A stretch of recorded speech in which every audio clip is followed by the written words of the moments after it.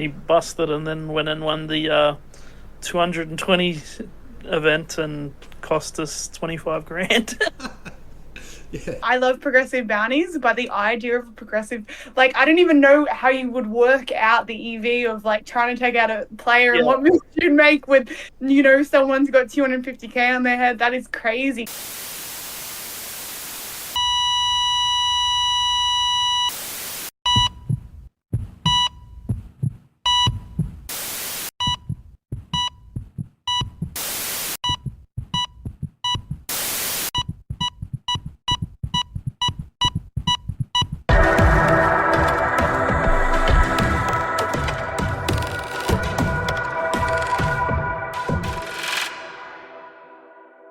G'day everyone, welcome to Poker Pulse Podcast, episode number 1. I'm Craig Abernethy, I'm the guy behind all the koalas behind the Australian poker schedule, and I hope you're very well this evening. I've got two very special guests tonight joining the podcast, hopefully at a full-time capacity. Firstly, the amazing, very funny and very excited Catherine Young. So how are you, Catherine? How are you going tonight? Great. Very, very excited to be here. For those of you who don't know me, I am a poker dealer. You've probably seen me around on various tours. I travel around dealing poker. But as well as that, I also deal some cards, play, and just enjoy the whole entire atmosphere of poker. Yeah, and you actually had a win the other day too at the APL Million. I saw you won the Young Guns tournament. Yes, that was a very, very good win. My first one for the year. Got my APL Invitational now. Very happy. Yeah, that's pretty cool. And then our other special guest tonight is the one and only Troy Mclean. Troy's from Echuca in Victoria. He's a professional poker player, plays live and online, and I just wanted to introduce him to the show. G'day, how you doing? We're doing well. Now, you're up on the Gold Coast prepping for the WPT Australia that's coming up starting this week. So we'll get into much more detail about that later, I'm sure. But how you been going lately? How you been running, etc.? Yeah, been running pretty good online. I'm not having as much success live, but we did have a third at the APL Millions, so they're hard to get trophies live series. Online's a bit easier for me, but we'll hopefully can change it around to the WPT. Yeah, that's right, and we'll get into the APL very shortly. So I sort of just wanted to basically introduce the show a bit tonight. So what we're actually doing, the Poker Pulse podcast, obviously a new podcast in Australian poker. We're hoping it becomes a regular thing. At this stage, we're looking at streaming it regularly on YouTube. We might get out to start streaming on other podcast channels like Spotify and Apple, etc. We're looking at getting it happening every 2 weeks at this stage, so hopefully it's well received by the poker community. Hopefully you all want to know what we're talking about, and I'm looking forward to bringing it forward to you. Catherine's really excited about it, and Troy's sort of a last minute recruit, so we're really appreciative to have him on here tonight too. So so basically what I wanted to sort of start the show was what we're going to be talking about tonight. So the first thing we wanted to do obviously is the APL Million 2024. That was obviously a huge success, over $13 million in prize money. So I wanted to do a bit of review on that.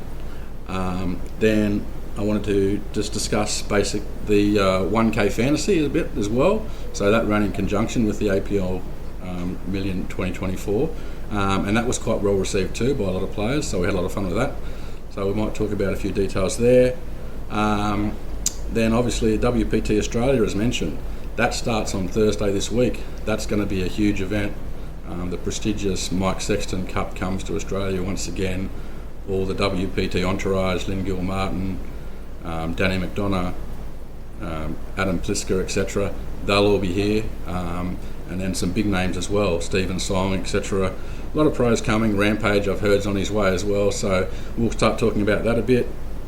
Then we might also mention around that time some stuff about the ladies' events. I'm quite seeing a lot of interest in a lot of interest in the ladies events lately.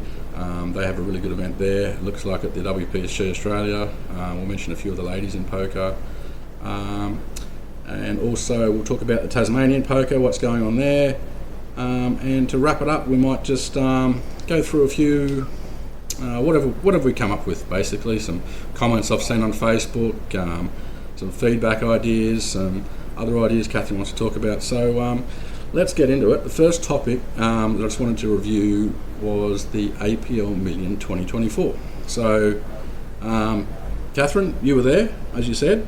You did some dealing, yeah? You did some playing. How was it for you? For me, coming from a dealer perspective, it was very, very efficiently well run. We had a dealer coordinator for once, so that made our lives really, really easy. We made sure we got lots of swings and that we could be our best for you guys, making sure that we were fresh and ready to go. Even though we had lots of long hours, I think that we tried to put on the best show we could for you guys. It is what it is. I know there was really long alternate lists, but we all tried to bear with it. Lots of players are really good about it. It's great to see such a large crowd, such a large turnout. It was amazing. And even as a player, I couldn't fault it. I enjoyed every game that I played too. So it was great. Yeah, certainly a huge event. So many, 83 events all up, I think. Some massive prize pools. Obviously, the APL Million main was huge. And Troy, you were obviously there as well. So do you want to sort of start by how you sort of went in the series, how you sort of found it, what events you played, did you have any cashes, etc.? Anything like that? Yeah, I played pretty much most of the events.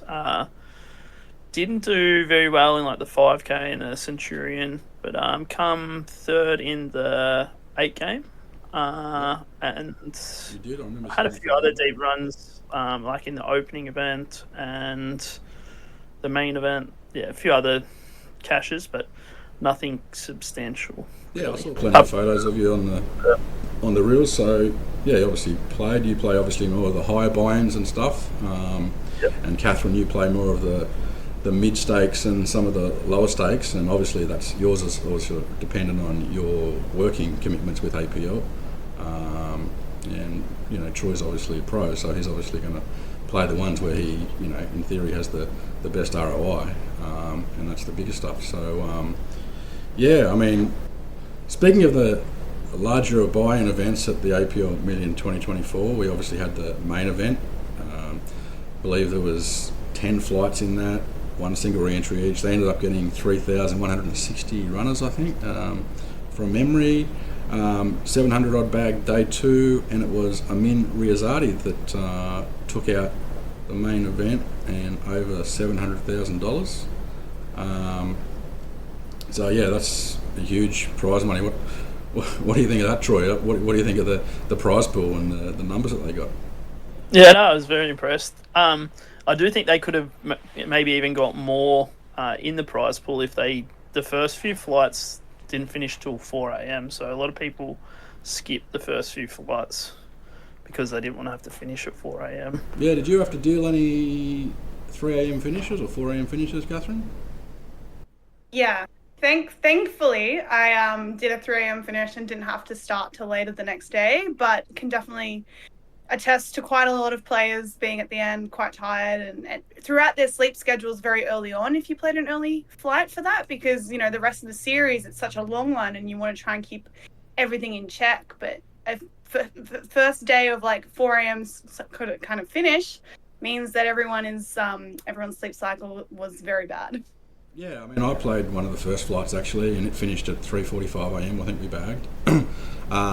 Fortunately, I bagged on the first bullet and didn't have to play any others. But to the APL's credit, they straight away realised that this sort of thing wasn't working that well, and they are sort of, you can see that they adapt on the run fairly well.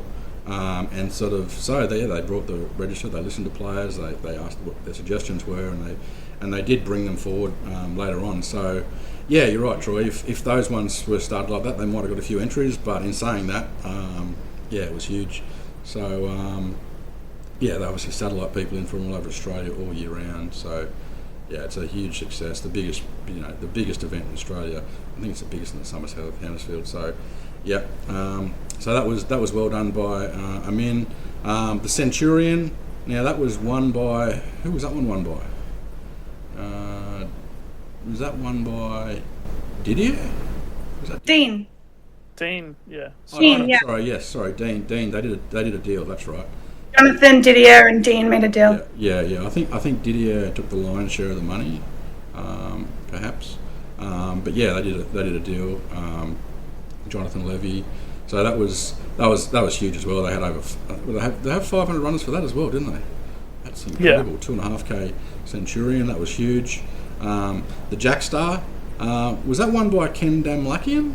Right? Yep. Yeah. So the Jackstar. That's the second time Ken's won it as well, I think. Is it? Okay. I think so. I think someone said that the other day. Yeah, I mean, I've seen his photos in a number of events. I couldn't tell you which ones they were, but yeah, obviously Ken's well known on the Australian poker circuit, won plenty of money.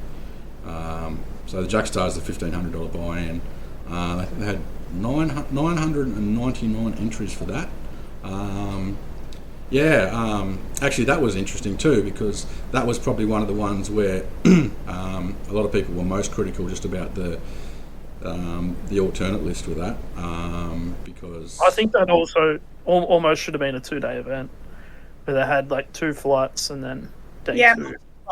Multi-flight might have been a great option. I mean, there's a number of options that they could have taken, because unfortunately I do think that players played it like a freeze out, and when that happens you probably halve the prize pool, because everyone could do multi-bullets, and I think not many people chose to do that path. So I'm only imagining how large it would have been if it was a multi-flight event. Yeah, well, I regged at 3:30 and didn't sit till 10. So yeah. And I would have fired as many bullets as I had to make it through the day. So yeah, I think I was there at 3 o'clock, and I think you actually messaged me and you bought on online, which is a good idea. And then I printed out your ticket for you, and you got there a bit later. So yeah, it was big. Look, I mean, was it sort of badly done in that sort of sense? I guess players sort of feel like waiting around is not the best experience, but look, I mean, listening to Joel and Tom and Ben Young about it, they did say that they planned on a 30% increase, and they got like a 50% increase. So they were just caught a bit off guard there, and they've got Southport Sharks is a great venue. Has the series outgrown that potentially? Do they need more dealers? Yep. But look, overall, I think it was a great event. The prize pool was huge. It did, unfortunately, as you said, Catherine, make it a freeze out in a way, because your seat had a lot of value in it, because you couldn't just, if you're busted, you're better off sitting around on 10 bigs and waiting for a hand rather than punting it off and trying to spin it up and then re-entering, because you couldn't do that necessarily. So yeah, that was one of the things. But overall, like, huge prize pool. The dealers all did a fantastic job. It was actually pretty funny. I ran into Ken before he went to register. So when I rocked up, he was like another 100 away from where I was, and he's like, I'm just going to go and unregister and max 8 rego the next day. And I don't know if he ended up doing that, but whatever he did, he ended up doing the right decision, because he won the event. That's the funny, like the perfect timing, like if he didn't register at that time, he wouldn't have got that seat or whatever, and just worked out. So it's funny how things work out like that. I won't go too much detail on the others, because we'll sort of get through the APL Million, but the 5K, that was won by... Now, that was Tom Maguire, was it? Or that was Narch, and Tom Maguire got second. Sorry. I think the chops sort of confused me a bit. Yeah, I think Tom got majority of the money, or most of the money, and then Narch got the trophy. Yeah, that's right. Yeah. I saw Narch's wonderful smile and the trophy, and I think he shared we got him or something funny. Easy game or something again. It was good on his Facebook. So shout out to Naj. He's obviously one of the crushers in Australian poker, has been for years. Tom Maguire, up and coming young pro, so he's great. It was good to see the APL Million continued with their mixed game themes, and as you said, Troy, you got third in that, and Matty Gin won, wasn't it? Yeah. Yeah, he took it down. He's really come out of nowhere with these mixed games, but he's like smashing it and crushing it at the moment. Go, Matty Jen. Shout out to you. Yeah, not long ago, he was asking me how to play half games. Yeah, he actually didn't. Yeah, he started his first game literally learning the events as he played it, and then he's just crushing it. Yeah. Okay. Well, that's good. That's good. Actually, good advertising for mixed games, because a lot of times people are quite nervous about playing their mixed games, and that should be probably the message. Like someone like Matty, who hasn't been playing for. Everyone in the mixed game community, everyone's pretty helpful. Like, even if you don't know any of the games, everyone will help you learn them as we're playing, or even like some of the dealers, they might not be like that competent, but like everyone's like super friendly in how to play them and how to deal them and how to go about it. That's good to hear. I have played a couple of small mixed games once or twice, and I found the same. Like no one was impatient with me when I'm learning, and that's how anything should be. Poker, any game really. So that's good to hear. Well done, Matty, again on that. It's not his first mixed game title. As you said, he's racking them up. Then we had the ladies event, the high roller ladies event. So that was good. We had a seniors event. We had the young guns event, and you won that one, Catherine. That's like has my name in it, Catherine Young Gun. That was mine. Very good. Yeah. No, it's I'm not sure if the media guys picked up on that, but they definitely should have.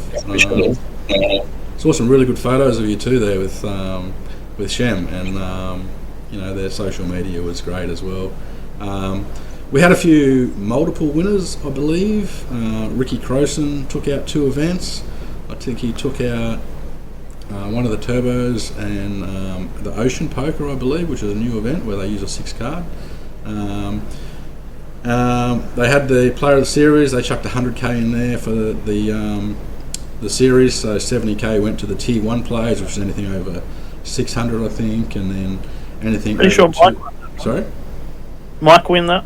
Mike Maddox. He took out the he got off to a ripper start opening event, and then went on to wrap up the player of the series, which was like 30k plus. So that was pretty cool. Do you know much? Did you see? Were you following it much, Catherine? Did you see much about the player of the series?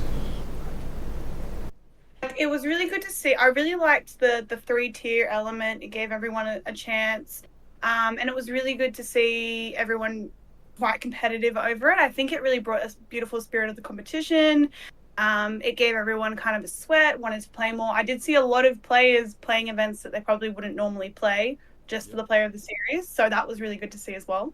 Well, I think the player of the series, that's true, exactly. And also the fact that some of the tier 1 players, if they were trying to win fantasy, which we'll get into shortly, they played some lower stakes games too, and Troy will talk about a bit of a bad beat he had there a bit later on. Mike took out the 70k for the tier 1s. That was over the 600. Koda Kagasaki, I think his name is. He took out the tier 2, and that was over 10,000, I believe. And then Danny DeBib, I think his name is, from Melbourne. He took out the one just narrowly pipping Ricky Crowson for that. So look, that was huge. Really well done by APL. No money out of the prize pools, so that was awesome. Hats off to them for that. And did you see any big names? Who were the biggest names you saw at the series just before we wrap up on the APL Million, Catherine? I mean, we had Malcolm Trainer. He just won in Vegas. He won Bracelet in Vegas. You've got Ragasaki, Linsky made an appearance. Sean Uwe, obviously, who won last year's APL Millions, was there.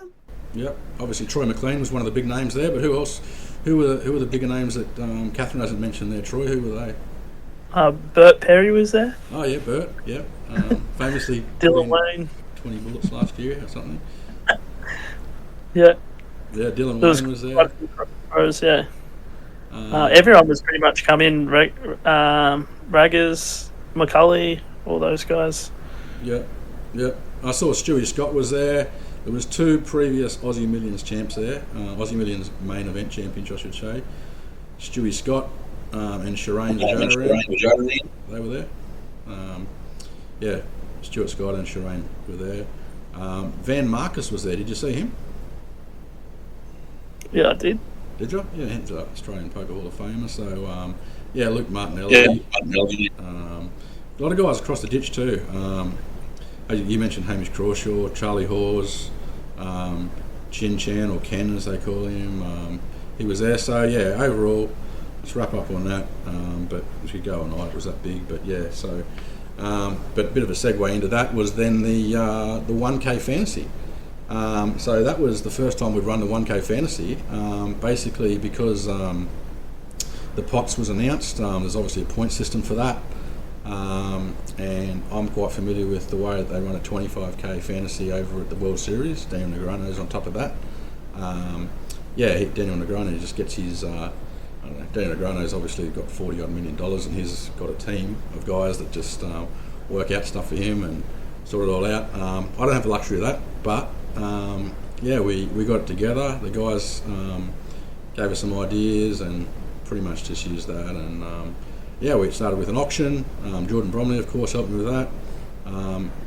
Initially, I only got 8 teams in the first week, and I wasn't panicking at all. You were stressing. Hey?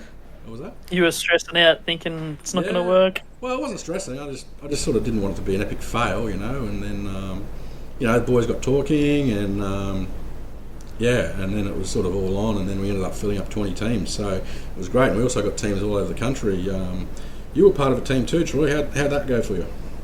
Yeah, I'm not the best, but no, it was good fun. I had a really good time. Like the camaraderie with your group, and it was really well run. Yeah, I think it adds something to it. Like Catherine mentioned before, the player of the series gets players playing other events they wouldn't normally. Like Mike won the opening event, so then he was committed to playing all the Tier 1 events, I guess, so he could go that because he was leading and he wanted to maintain that lead. So he did that.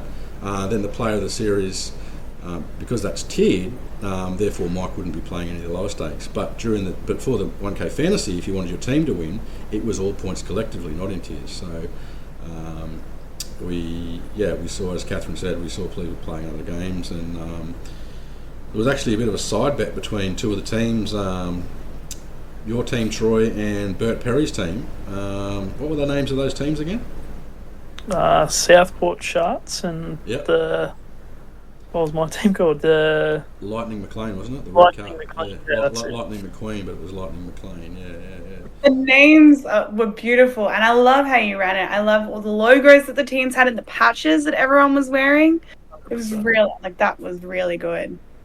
I had fun with that. I kind of like doing it, and the teams that got their names in early, they all got their custom patches. I think there was about a dozen of those. So that was cool. A dozen teams had their own custom patches, and as you can imagine, some of the guys at the draft, obviously the draft went for a few hours. That was on the Thursday night before, and it went for a couple of hours. Jordan was doing the auctioning there. He was fantastic at that. So basically the way it worked, well, I won't go into it. But the way it works is basically, you have to pick your team. A player can only be on one team. It's like a draft, or like the how the ICC do the cricket. So you basically put a team in, you bid on your team, and you get the player that gets the highest bid. You can have him. So every team picked a team of 6. Troy picked his team. Bert picked his team. I know they both thought they had the best team. I think they finished 11th and 12th or something out of 20. But they had a big side bet between them. And speaking of players playing events they don't usually play, Simon Wahesh, last I saw him, he was playing a 5K at Southport Sharks. And then what happened? He busted and then went and won the 220 event and cost us 25 grand. So I think there was like a 25k side bet between two of the teams there. That's insane, and because there's a lot of variance in it, and they both thought, no, I've got the best team.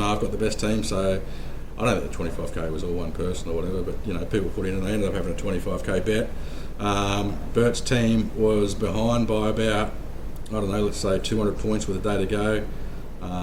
He got the call from whoever it was and say, hey, have you busted the 5K? Yep. Okay. Well, get in the 240 turbo, and he did. He came third.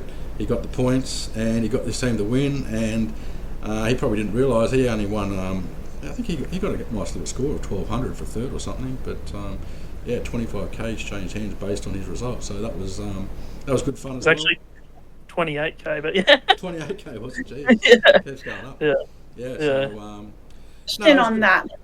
Just especially talking about like how he could jump into that and he got points for his team. Are you thinking of changing the structure if we were to do it again next year? Like, do you think you'll do it based on tiers or keep it the way it was? Or do you have any ideas moving forward?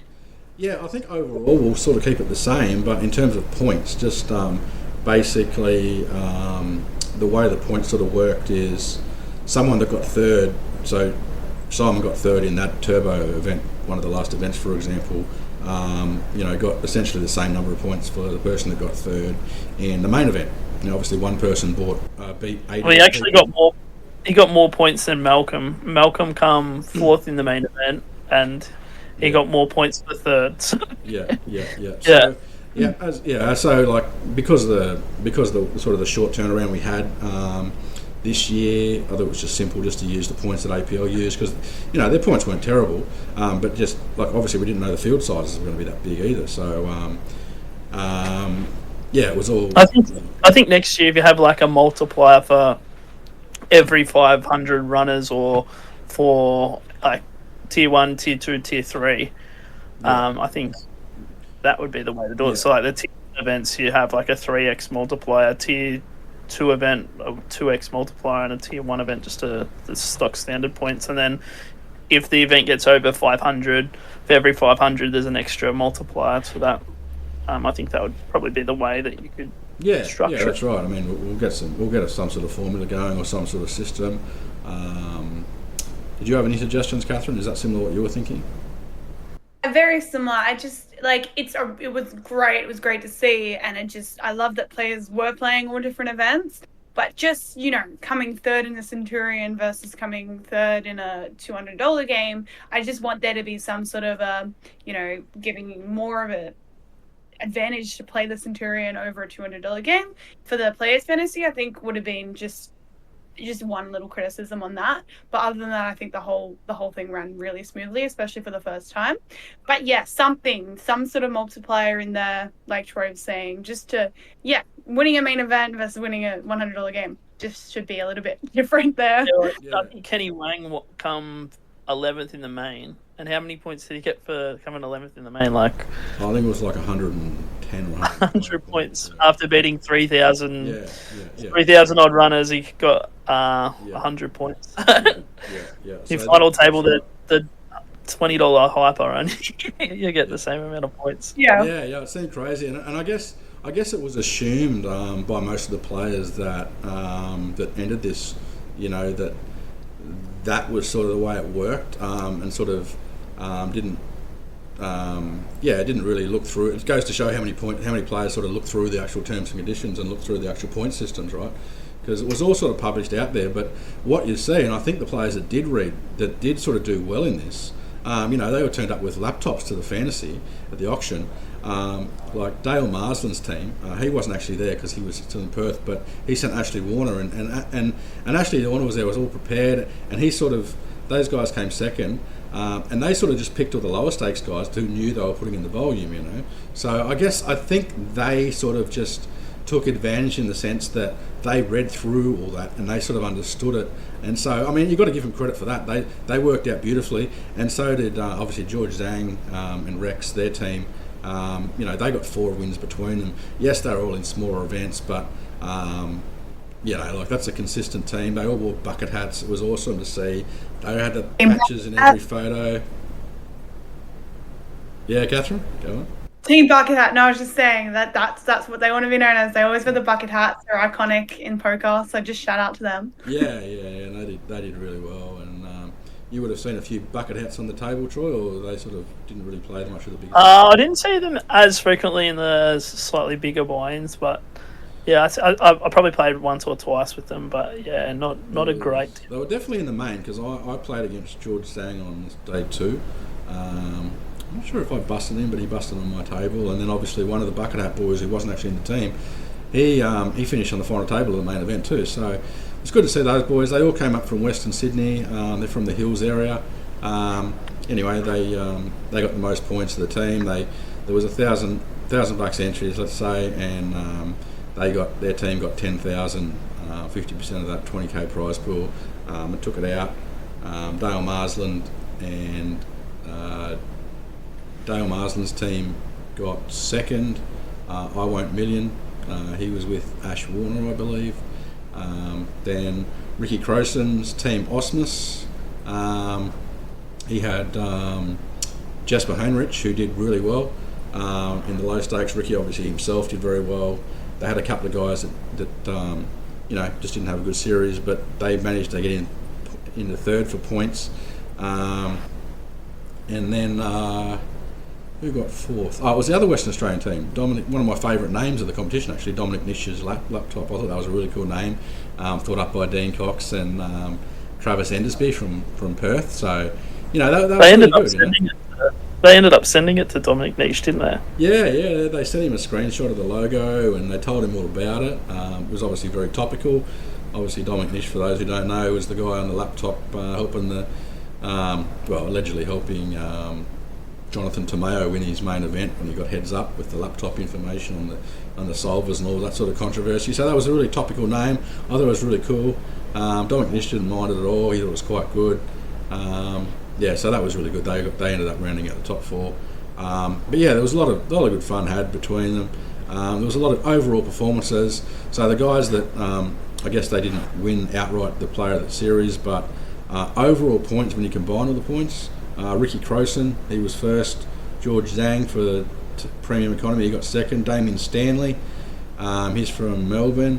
In that team, he was third overall. Rex Lee was also part of Premium Economy. Jasper Henrich, he was in Ricky's team. Kota Kagasaki. Nathaniel, we haven't mentioned him yet. He had a pretty good series as well, and he plays the higher stuff. So, you would have battled with him, Troy. How'd you go with Nathaniel? Yeah, I played, the 9 game, I think, for a little bit with him. The 8 games. 8 games. Was it 8 game or 9 game? Yeah. Battled with him for a little bit. And maybe one of the other events I think I played with him, but yeah, he's a good player. Okay. Yeah, no, that was good. I thought Nathaniel had a fantastic series as well. I guess, we could say, one of the top the lady that went for the most, no guesses who went for the most at auction, that was Jade Mitchell. And she had a slow start, but then obviously Jade just does what Jade does. She won a trophy. Do you know what that was in? I'm not sure. The mini bounty. That was the mini bounty. She set her sights on it and she went for it. And she crushed like Jade usually does. Go Jade! Yeah, she's the $1.04 to win a trophy at every single mid-state series in Australia. Yep. She just does it. She just gets on the table and she just sees weakness and she just goes for it. And occasionally she's wrong, but 99% of the time she just gets people to fold and she just collects chips and it's amazing to watch. So that it's just photos everywhere. So anyway, all right, I think that'll probably wrap that up. We talked about that. I just probably wanted to suggest with the points you were talking about how we do the points. 25k in Vegas, because that's a very mixed game orientated field. The World Series of Poker, there's so much mixed over there. They added a field bonus to encourage people to pick no limit players. So and that's sort of what Troy was suggesting too. Like if you beat 3,000 players, you probably get an extra 300 points or something, plus the wins you recorded. So, we'll look at that next year. But overall, it was pretty well received, I thought, and a lot of fun. And I loved seeing all the photos. That was. I think it encouraged. Like I was playing a $90 or $80 self-dealt event, which I'd never play. I was playing $200 events just to try and get points, which. But they absolutely crushed me in the. Yeah, and Josh Deuce as well. He was in your team as well. He's probably hasn't played a self-dealt game for a long time. Yeah.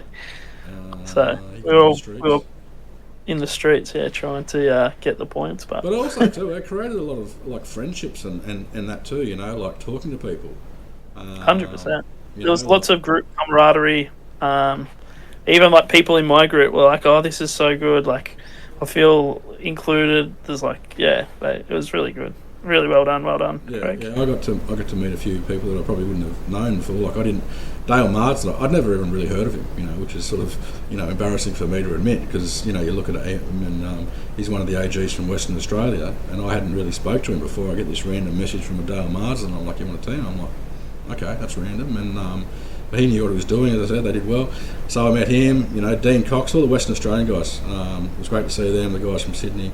Yeah, fantastic thing just to talk to people and have a chat with them. And the ladies put a team in too. Jade Mitchell, the Flush Puppies, they were cool. So it was really well done. A lot of fun with that. So let's wrap that one up. I just wanted to talk about the WPT Australia. That starts on the 12th of September. Goes through the 25th at the Star Gold Coast Casino. As I said, they bring over the Mike Sexton Cup, probably one of the most prestigious trophies. It sort of looks like the Stanley Cup in the NHL with everyone's name engraved on it. They bring that big, massive, heavy trophy from wherever it was last over here. So that's going to be exciting. They've got 23 events planned there. I did a bit of a review full review on it. You can check that out on my website. I just want to sort of ask Troy and Catherine what their plans. They said they were going to play it. So what are you guys going to do for that one? I'll pretty much be playing everything apart from the ladies event, obviously. But I'll hopefully be playing the 20k, the 10k, the main, and all the other smaller stuff. As a pro, that's what I'd expect. All the big value stuff, that's when you get your highest ROI and you've got dreams of winning that stuff and you're a big chance at it too, if the things go your way. So, that'll be cool, Obviously the 8K main, you'll play a few studies for that as well, I'm sure. Yeah, I've already played a couple, so might just be easier to buy in at this point. Yeah, I can go that way. What about you, Catherine? What events, you got your eyes set on any particular event? Yes, as usual, I am very lucky that I can play the ladies event, actually, Troy. So I'll be playing that. Great price point, I think, $675. Like it's not low, but it's a really nice middle sort of tier. And I think we're lucky we've got a brilliant structure, 30-minute blinds. I looked at some of the other games that were around our price point, and unfortunately they're running a few more turbos than usual. But definitely very excited for this ladies event. It's a 2-day event. And one that I've definitely got my eyes on, that's for sure. I'm lucky because I don't have to deal this one, so I'll just be amongst it, enjoying, the international crowd. Like, it is WPT, so lots of people come from overseas, and it's just one you have to be a part of.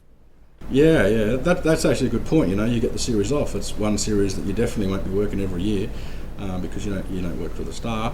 But you get to play the ladies, and as you correctly pointed out, the 675 buy-in mark. 30-minute blinds. That's a really good tournament, I reckon, and it is a shame that, in my opinion, that some of the other cheaper events are sort of reduced to 15 minutes and 12-minute blinds. There's 3 12-minute I think even the 5K is like a really big turbo, right? The 5K, yeah. It's 30-minute blinds as well. It's actually, I actually did a comparison. I looked at the S points, and the 5K at the APL Million is almost 1.5 times, actually one and a half times better in terms of structure and the depth of the structure than at the Star. But for the WPT, the 5K there, it's actually a bit turbo. But I guess if you put it in perspective, the 5K is the biggest, the most prestigious event at the APL Million. Whereas when you look at the WPT Australia, they've got a 20k, a 10k, and an 8k main. I guess it sort of makes sense that it sort of isn't as good as those, but it is a bit turbo, to be honest. Yeah. And I've also noticed that many of their events are shot clock events as well, so not only turbo but very quick decision turbo event. And it's just, I don't know, it's a little bit sad. Like, I know that Troy, you're a complete pro, you play this professionally, and like bigger buy-ins are more your field, but they're kind of flushing out every recreational player, anyone who doesn't have a budget to be playing any of the big events.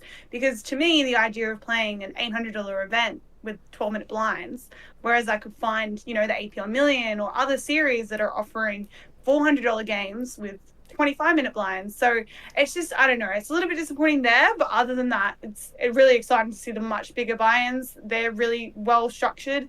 The main event looks brilliant. If I could satellite into that, I would. But yeah, just a little bit about the difference between the low versus the high buy-ins there. I think there is a lot of other series that they do at the start that have that smaller buy-in range. I think this is just the big, when they bring the Sexton Cup over, the biggest kind of series for them, I guess. Yeah. That they have over here. Probably makes sense why there's slightly bigger buy-ins range compared to like the smaller stuff that like the APL and I think they have, but like the WPT Prime and all that kind of stuff. Yeah, no, and that's right. Like, there's a lot of, because poker players are so diverse and different backgrounds and different things. You're going to have ones. Obviously, WPT Australia is aimed for mainly the pros, with the hope that a few satellite players will get in there, and maybe a satellite player can have a big result in that, like they've done before. I think with the bigger buy-ins, it also encourages the pros from overseas and the recreationals from overseas to come over and play, have a bit of a holiday, and that kind of thing as well. Yeah, that's what's good about it. It's very attractive for international people to come over for sure, and that's what makes this one of the most exciting on the calendar. Yeah. I think with just on that point though, I think what the Star is actually missing out on is like the you'd remember the Aussie Millions main event, Troy, and Crown used to do a really good job, and what was part of their success was they would be running satellites pretty much all year round. So when it got to January for the Aussie Millions main event, you'd have probably almost 500 or 600 qualifiers, maybe more, I'm not sure, in there. I think it used to be about 85% of the Aussie Millions main event was all through satellites. Yeah, and then so what happens with that, on the back of that, is, the news gets out that, 85% or, several hundred people have qualified in a 10k main in Australia, and satellite players are obviously known as more recreational and not professional. So someone overseas, like we used to see Daniel Negreanu and Phil Ivey and Patrick Antonius, Toby Lewis, these sort of guys, they would specifically come over for this because of all what they would perceive as dead money from satellites, and they'd get in the mix. And so I guess my point is Star probably, they don't start the satellites till late. They don't really have that same strategy. If they did, it would be much more successful in my opinion, even if they just ran 1 or 2 satellites a week, just to try and get 1 or 2 people in every week into this main. That's straight away 100 people. Yeah, I completely agree, yeah. And I do actually have some inside information that the Aussie Millions will be back, not next January, but the January after. Not 100% confirmed, but I'm pretty sure it's about 95% chance that it's back. That's why we've got you on the show, Troy, for your breaking news. The insider stuff. Stuff, as I said. I didn't mention before too, like Troy, I said, is a professional. He plays online. He's from Echuca, but he's also got a lot of friends, and he's in that sort of group of the top and the elite players, particularly the online ones. So, hopefully, if Troy sticks around with the podcast too, which I'm sure he will, that he might get some interviews and help us sort of reach out to guys like Rampage and Stephen Song and just even Raggers and these sort of guys. Cooper Felton, he's good mates with him too. So these guys, Troy's mates with all of them too. So that's sort of really cool that Troy's on the show tonight, and hopefully in the future. Also, just wanted to wrap up just on WPT before we did that. The WPT mystery bounty, and actually not just WPT, all the mystery bounties the Star ever do, I reckon they're probably the best in Australia. Just the way, just the atmosphere they build up, the props they build into it. You never know what you're going to get. Sometimes you get a bounty hunting pirate, with gold chests and stuff to pull out, and sometimes you've got surfboards to pull off a wall, and so they do a fantastic job. They've obviously got MC Tenera, I think he's a UFC commentator or martial arts commentator in the ring, and he obviously gets all that excitement going, and they do a massive, really good job on it. What do you reckon? Yeah, I completely agree. And I think the mystery bounties are an event for the recreationals that entices them in. like they've got an opportunity to win something from luck that they probably wouldn't stand as much a chance versing all the pros in like a big buy-in event. So I think it's really good, and it brings everyone in to try and bag and pull that big mystery bounty. How about you, Catherine? Ever played a mystery bounty? Yeah, no, I can attest to that. Like, I do love a little bit of like, you know, fun and a good atmosphere. I think that poker is more than just about seriousness and sitting down at a table, and you know, there's so much about poker that I absolutely love. But I think that any event that can be run in this kind of a way where it adds a little bit of fun and atmosphere, like it attracts me. Like, if I could, you know, find someone to stake me in, and that's like one I would play. It's like on my list. And I do love the idea that a lot of the prize pool and the money is in the bounties, and so it doesn't take a score of coming first, second, or third to really make the most money.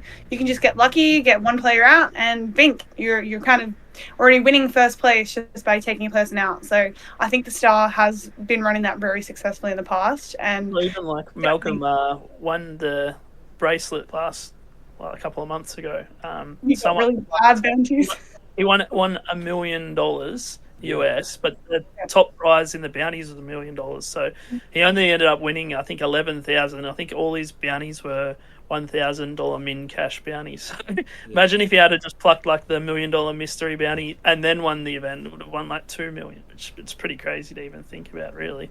Yeah. Yeah. Meanwhile, I'm not sure.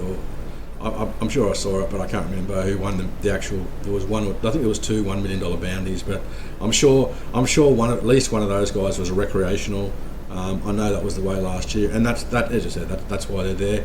I think they are good. I just don't think they should be overdone. I think that's why it's good to have the Star the way they do it. You know, other series and that, you know, they do attempt to have a small one, but I think you know, overall, if you're going to do it well. And the Star certainly do the best that I've ever seen.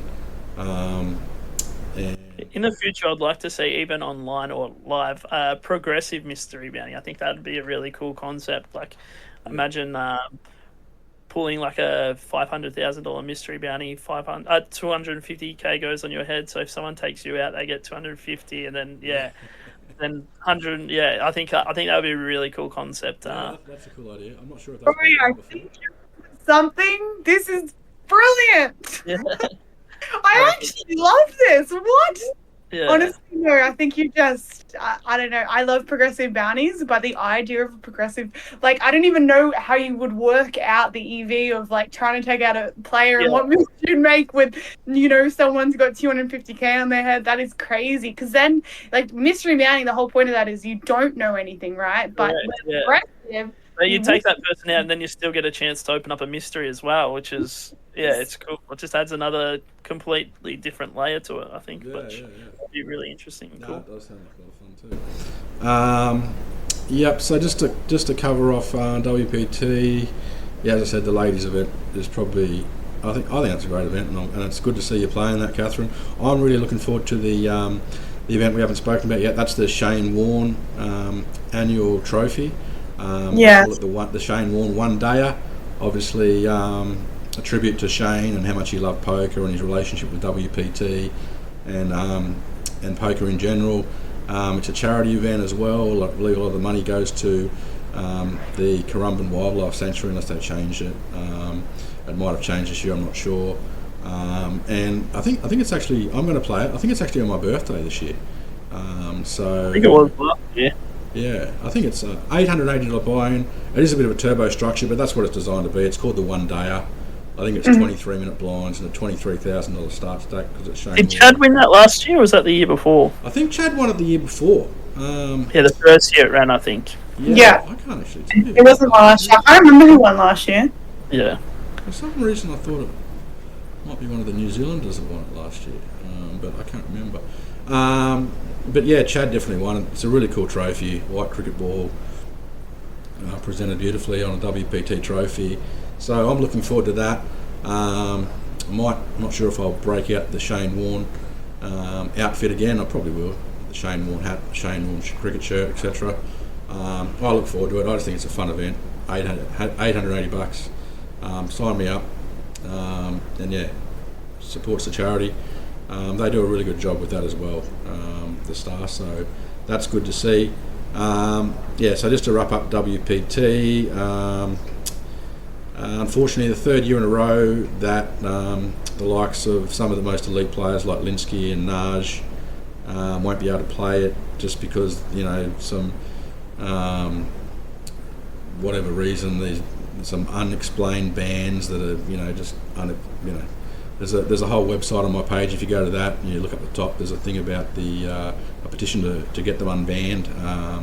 So it's been 3 years now. We've sort of been chasing it up for about 2. And look, we're still, but there is some hope. There's a few more others that have been added to the list too, and it's just, in my opinion, it's such a disgrace because these guys are actually outstanding members of the community.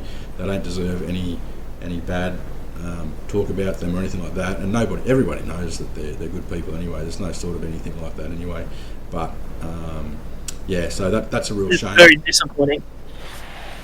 Sorry, what was that? It's very disappointing. It's very disappointing that these players just can't. I mean, for you, it's probably a good thing for you, Troy, because it's like they're actually some of the best players in Australia that you don't have to worry about.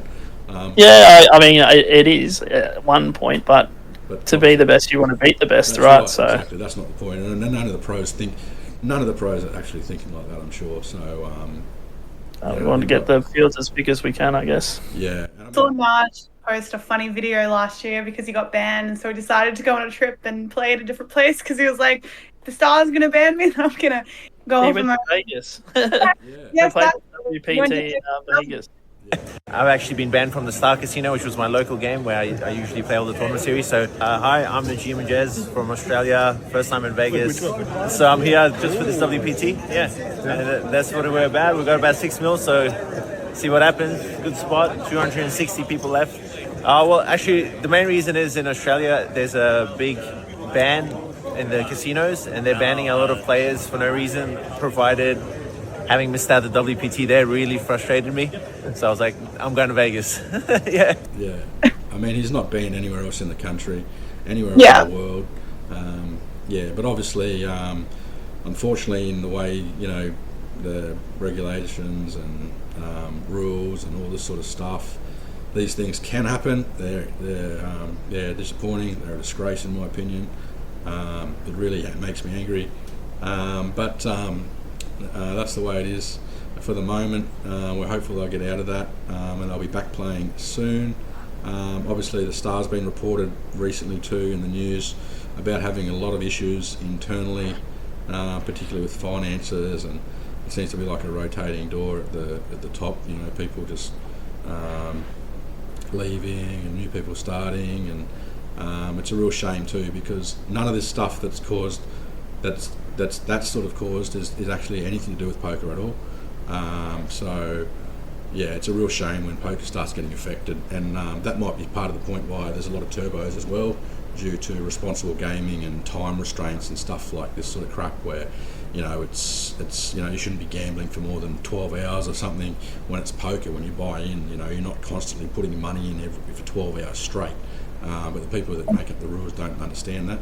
So completely get if you've got regulations about sitting at the pokies or at the blackjack table for 12 hours, but you pay your 1,000, 2,000, whatever the buy-in is, and you should be able to play for as long as the tournament is, right? Yeah, exactly. Yeah, it's a cash game. It's literally a buy-in, and that's it. You're locked out, loaded. Like, you can't gamble any more than that in the game. The thing is, for you and I, and for all of us, and most of the people watching this, they all understand that.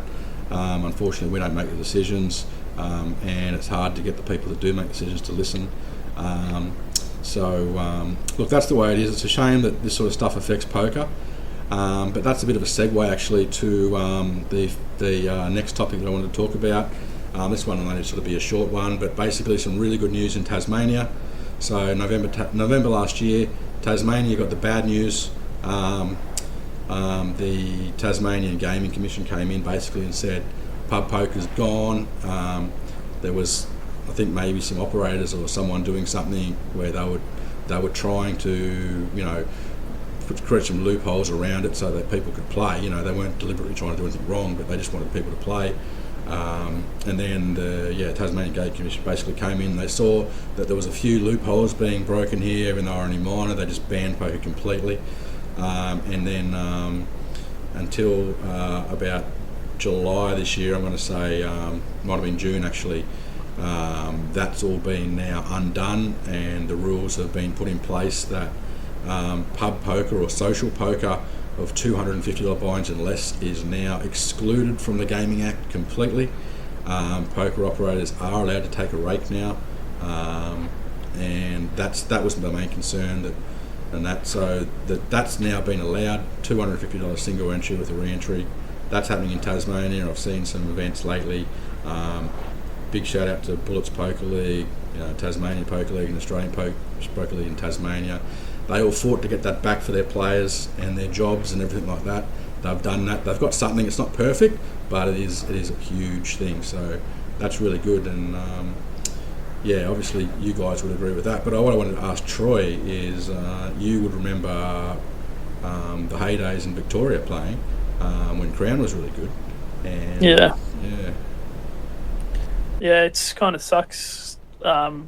Victoria used to be pretty much like the capital of poker before COVID, and then poker at Crown got banned and through COVID, and they just haven't really recovered. I don't think they actually even want poker there, to be honest, because they don't make much money from it. But yeah, it's a bit disappointing. So most of the tournament series are like in Adelaide or Sydney or Gold Coast nowadays. Yeah, that's probably why we saw a lot of people from Melbourne come up to the APL Millions too, didn't we, Catherine? Because obviously that APL Millions is an event for everyone in terms of the buy-ins from like $80 all the way up to $5K, and just the number of people. A lot of them I spoke to, I think they because they're in Melbourne, they don't get to play much there, so that's their annual trip, and they save up and come up there. 100% in Victoria, yeah. That's like a lot of the poker in Victoria is either APL, and then there's like a few other smaller series, and then they have they've only just started bringing back the Crown series. So APL is the biggest for sure. Yeah, I've seen a lot of people on my Facebook that are from Victoria, and they're criticising what the Crown are even doing. Like, they think it's a joke, because you can't go from running events like the Aussie Millions to having like weekly games where it's a 10-second shot clock, 10k start stack, 10-minute blinds. Like, they're like, what? And the rake is it's the worst really in all of the country at the Crown. And I see a lot of poker players really upset about what they're doing. So it'd be really good to see all that change. And I mean, if what you said's true, Troy, and they're going to bring back the Aussie Millions, I think that the Crown needs to change their image back a little bit and fix up some of the mistakes that they're making right now. Completely agree. Yeah. So hopefully, look, it does go to show though. It gives us some hope though, because what happened in Tasmania, they pretty much wiped it out overnight, and through a lot of angry poker players and operators and a lot of hard work, these guys sort of kept going at the government to say, listen, we're not bad guys, we don't deserve this treatment, and they fought for it, and they got it back. Yes, it's not perfect, but it's something, and it just shows that credit to the politicians actually that listened. There was, I think it was guy down there in the re-elected LNP government down there, I think. But I mean, politics aside, like, it's just good to have a politician that actually listened to his constituents and did it. So last thing, I thought we might just go through a couple of upcoming series. Kings Cup, Churchill's, Kingsford. That's happening at the moment, is it, Catherine? I the other day, it's still going on right now.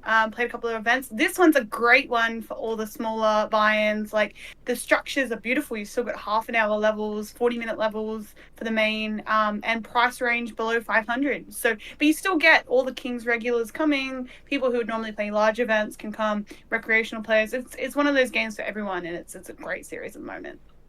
Yeah, and then they're obviously designed by poker players that understand poker and the correct structure. Same as WPT League Illawarra. They have a series up. Australian Poker Tour, they have a series coming up in Brisbane. But I might just ask Troy about Poker Palace. They have a 6 Max Championship. You've been to the Poker Palace. You had a big score there only a few months ago, and the live poker. They run a pretty good show down there, don't they? Yeah, it's very good. I come second in the Poker Palace main event for 80k, which was quite nice. But yeah, they do an excellent job down there. It's very well run. And you deal there, Catherine?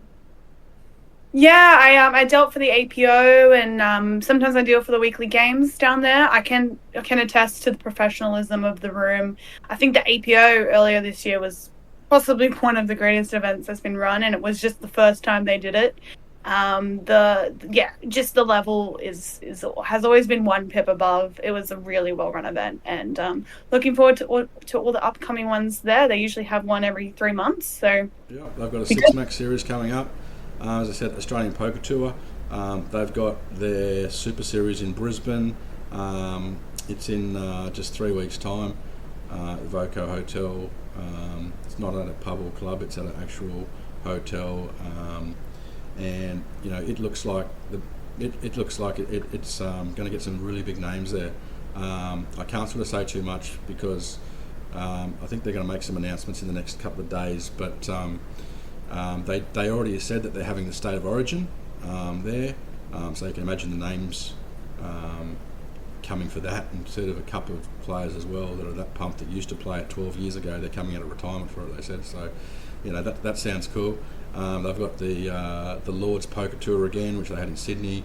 That's the huge buy-in stuff. So, you know, for most people, that's not attainable to play. But just in terms of some of the names, if I'm not sure if they've confirmed yet if Jungle Man's coming, but a lot of the big names, I'm sure I'm sure guys like Malcolm Traynor and Didier Guerin and all the big names, Angel Gillian, anyone that plays the high stakes like that. Troy may even jump in, I'm not sure. I think I'm potentially going to be going to Asia, but if I don't go to Asia, yeah.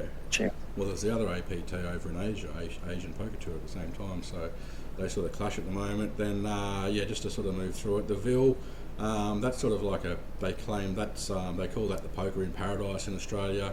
It's up in the tropics in Townsville. I've actually won the main event there. It was one of the best series. Yeah, it was one of the best series I've been to. It's the location, the venue. Yeah, it's just unbelievable. Just a good venue, I've heard, yeah.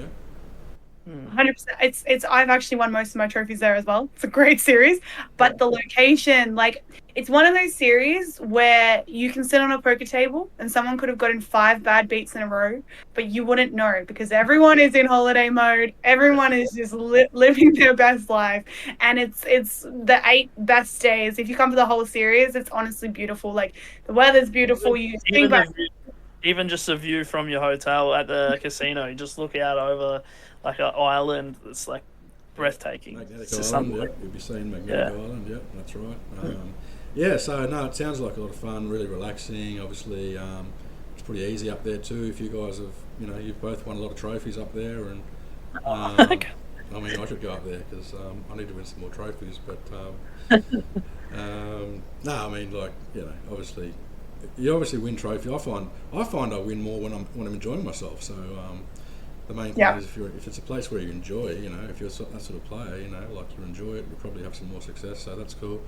Then APL back down in Kedron, which is north of Brisbane. They're having an APL PT there, their first one there. We know what they're about. Sydney Millions, that's a big series down in Sydney at the St George Leagues Club. Is that right, Catherine? That's the King's Room in St George, so all Sydney regulars will know it, and they usually have a series. Kings run a series every 3 months as well. But this is their biggest one, obviously with the most guarantees, and it's a really, really big event. They've been running satellites very successfully all the time, so they do get a lot of satellite entrants as well. Yep, that's how you do it. That's what we were saying about the Aussie Millions and what the Star doesn't do with theirs, but Sydney Millions, it'll be huge because they feed it with satellites, and then that in turn gets other people to go there. So there's that. Then there's Empire. I've seen they're running a series in October in conjunction with the Deaf Poker Australia. So they've got some of their events for that are open events to absolutely everyone. No matter whether you've got deaf or hard of hearing or not. And then they have a couple, I believe, just 1 or 2 or 3 events exclusively for the deaf and hard of hearing players. And that's a really cool community too. I won't go into it too much because I'm not sort of really qualified to talk about that, but you would have dealt to them, Catherine. It's always got to be a lot of fun. Yeah, they have a lot of fun. They are a rowdy crowd. They're good. They're a good bunch to deal for. They have a lot of fun with it. And yeah, there's always someone there to help you out if you ever need it. But the room is great. It's electric and they're a great bunch. Yeah. APLPT then goes to Albury. I went to that series this year actually, and it's a country, I like it because it's sentimental to me because I'm from the country. You might be too, Troy. You might like it as well because it's a country town. The old style buildings. Everything's cheaper. Accommodation's cheaper. Food's cheaper. Drinks cheaper. That's pretty cool. So anyway, I won't go into too much more detail on it. APL Sydney. Empire have a mixed game series in January as well. That's good. Mixed Game Academy sort of. This will be their second series in a few months. Shout out to Shannon and Milosh, I think, that have a lot to do with that, and then the guys at Empire that allow them to come along and sort of combine and be a partner for that weekend. The mixed guys love it, and there's not enough mixed games really, so it's really important that sort of stuff happens. The star Shannon does a really good job to grow mixed game in Australia. So yeah, he's passionate about it. There's a lot of guys, as you said, they're all really nice. They want you to get involved, and obviously Dan Mayo, he had a big. I think he narrowly missed out on a bracelet over in. Yeah, he was heads up in Vegas. It's there railing. Yeah. So I mean, he's a really good player, and it's good to see guys like that there. Trixie, Eugene Portland, Simon Wahesh, Matty June will be there, Nathaniel Hutton will be there. He's getting into the mix from Hold'em, Lachlan Crilly, I believe. All those guys go there as well. There's even a lot of ladies actually play the mixed as well. So you probably know a few of those, Troy. But yeah. No, it's a good game. Good, keeps everyone. It's good to keep everyone sort of giving everyone options, And then the Star have released their series for their 2025 calendar for next year.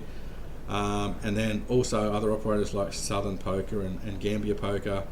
And there's a few others I can't think of the names of. So they've got series going on. If you want any information on that sort of stuff, check out my website, australianpokerschedule.com.au. Check out my Facebook page. Follow us on Instagram as well. Follow the YouTube channel. I try to update that as much as I can. If it's not up to date, I've usually got a couple of dealers that tell me it's not up to date because they use it as well. Go to that website. I might just say the next thing. The next thing I wanted to say was I just wanted a bit of fun, really. Gina V, she did a Facebook post the other day. She's hilarious, positive stuff from her. She was sort of saying she's appointed herself the what was it, Catherine? You can explain it. You probably know more about Gina than I do, but I've seen her. She's funny. Gina, just gotta say, your post the other day, brilliant. We need more like this. So you appointed yourself the official shenanigan ambassador, and the comments were amazing. Like, it's so good to see that you're doing stuff like this. So she's going up to the Ville, and she posted this amazing post. And basically, she was just trying to make some fun out of it. She was trying to get everyone to go up to the Ville, and then every day, like, there'd be a theme. Like, there was the flip-flop frenzy. There was bring your best bucket hat day, time to rock your best Hawaiian shirt, and super singlet Saturday. So, Gina, love it. That was just a great post. And I think it's just a really big testament to, like, the entire poker community. Even though when we're on the tables, it's time to get serious, make money, and there's a serious competition about it. It's a really nice thing to see people from the poker community bringing up these little fun things that we can all do and just have a good time with it. And also clearly, like, she wasn't getting paid to do it. She's not affiliated with any brand as she made herself known. But it's good to see that she's just doing that shout out and getting involved with all of us and trying to get some more people up to the Ville, because me and Troy can tell you it's one of the best. It is. It's very similar to what Craig did for the APL with the fantasies. Kudos to anyone that's willing to put in a bit of time to get people more interested in poker and involved. Yeah, and Gina actually, she actually made another good post actually after the fantasy auction. There was actually quite a few players that didn't get auctioned off, and she called a team.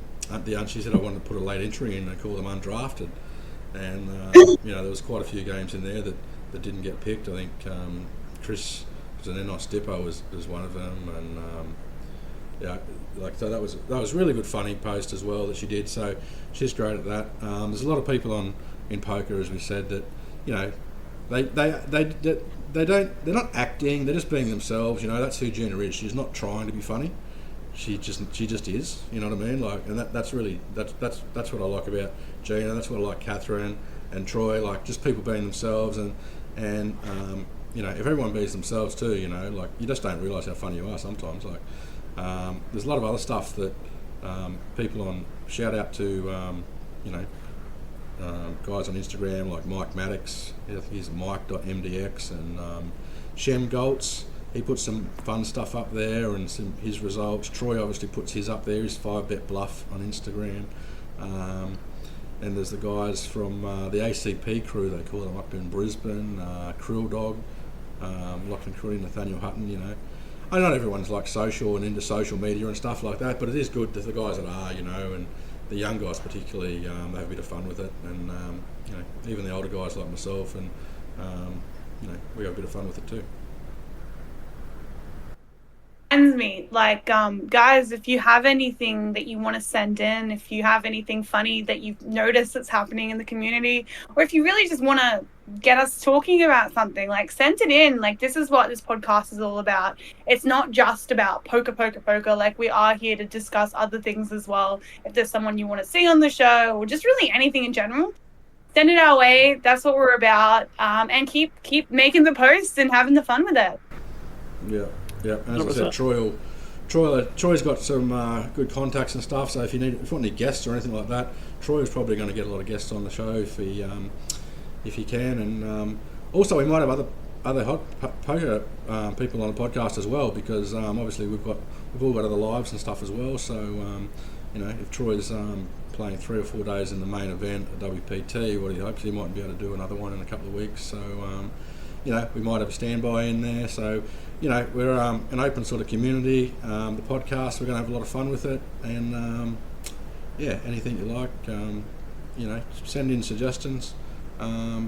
It's obviously important to, if you do like it, subscribe to the channel. That's an obvious way to tell us that you like it, like the video, obviously, all that stuff. If you want to hear it anywhere else, other podcast things, we can do that as well. So overall, I want to sort of wrap it up a little bit. Anything else you want to sort of add, Troy? No, I think we've covered pretty much everything. Yeah, I think we've done pretty well. What do you reckon, Catherine?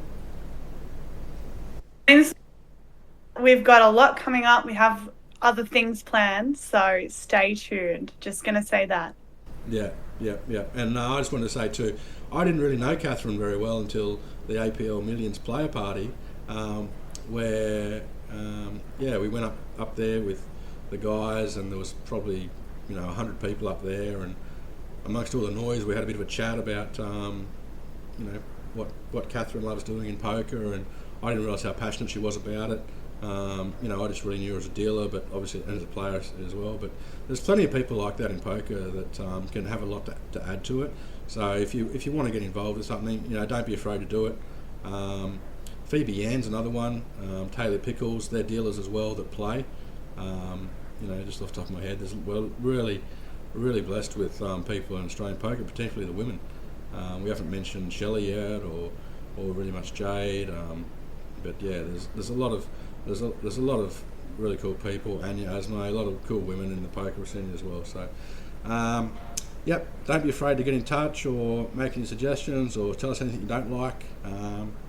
But yeah, we're going to have a bit of fun with the podcast. So I want to wrap it up, and we will see you hopefully within a couple of weeks. Thank you, guys. See ya. See you guys. Thank you.